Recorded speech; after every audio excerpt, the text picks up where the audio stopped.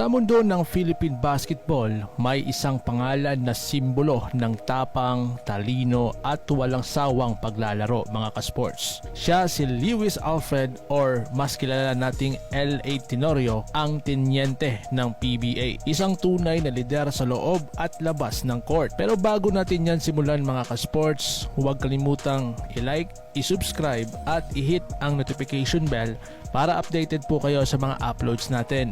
Baka naman, ipinanganak noong Hulyo 9, 1984 sa Nasugbu, Batangas. Ka-sports, si LA ay lumaki na may matinding pagmamahal sa basketball. Bata pa lang ay kitang-kita na ang galing niya sa court. Si John Angelo Lim, ang 9 years old. The rest, puro 11 years old na. So baka ito yung kanilang strong. Oh, nice turn there! Mahirap yan, Butch! Okay, and si Luis No fancy drills, pero 2 points nevertheless. Tenorio! Meron na talagang kilos yung bata. At sa paglipas ng panahon, lalo lamang siyang humusay at naging isang huwarang atleta. Pumasok si LA sa De La Salle University, ngunit mas nakilala siya nang lumipat sa Ateneo de Manila University kung saan